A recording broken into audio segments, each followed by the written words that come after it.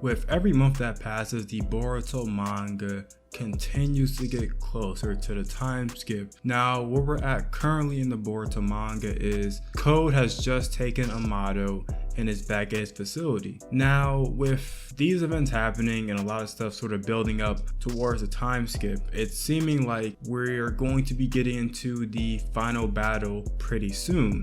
Sort of what the playing field is looking like right now is that there's going to be some sort of Amato rescue arc that's going to go on here, and with Code being the sort of big bad final villain here, just getting his power up in the latest Boruto chapter, it's going to be quite some trouble for Boruto and the rest of the cast to take on Code, right? Because Code is now supposed to be stronger than Jigen at this point. Now, there's a couple of things that will probably happen to Boruto in the midst of all this action, and there's a lot of things that we still have not seen yet before the time skip that will most likely happen in this arc is what I'm guessing. And, you know, sort of thinking about things as like, you know, Kawaki's potentially going bad. Maybe in this arc we see hints of why Kawaki may eventually turn on the Hidden Leaf Village.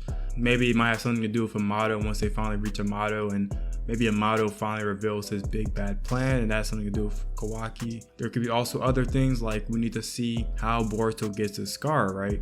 Why does Boruto have this scar in episode 1? Where does it come from? Why did it happen, and things like that. I think that it most likely happens in this arc trying to get Amato back, and I think that it could be a plethora of people, right? My guesses just in general for who could give Boruto a scar are Kawaki, Sasuke, and Code.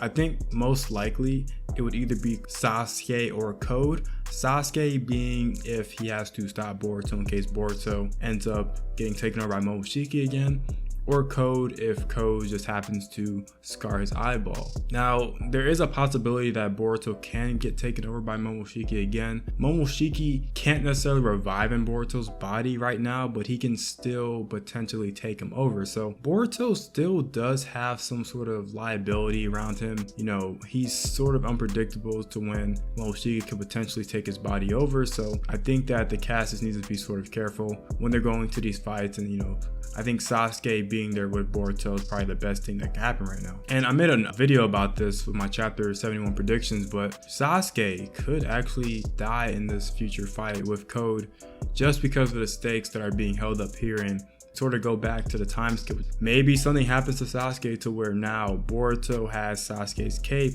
and his sword and has to carry on his legacy. So just sort of subtle things like that, which I think are going to end up appearing in these next couple of chapters. Things are starting to wrap up soon, and we're going to start getting a lot of conclusions and sort of connecting the dots to what happens in that episode 1 of Boruto. Now, the final thing that really needs to happen in this arc is Boruto's Jogan. Boruto's Jogan has been teased for so long, and it seems like they're just not really giving us the Jogan in the manga. There's even people that think that the Jogan does not exist at all in the manga, which seems a little bizarre, but I'm sure that the Jogan is going to pop up sometime soon. And the reason why it needs to pop up in particular for this arc is because they're fighting Code, and Code is on a whole different level now. As of this video, we don't even know what Code can do, right? So they need everything that they have to be able to beat this new enemy. That's why I'm saying that I think Boruto needs to get his power up, get his Jogan,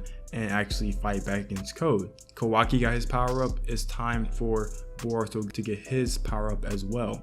Kawaki got a dojutsu. Boruto can get a dojutsu as well. So I think that we're coming close to the time period to where Boruto is going to power up once again and get that Jogan in the manga for the first time. But as this arc progresses, it seems like there isn't really much left for part 1 of Boruto, and that this time skip may be coming very soon. So, you know, be on the lookout for that in these next coming chapters. But yeah, pretty much my thoughts on the events sort of building up right now with Code and Amato and things like that. Amato's definitely has something up his sleeve, like I've been saying, and it's only a matter of time to where we're going to see Amato's true intentions and see what's really the true motives behind Amato.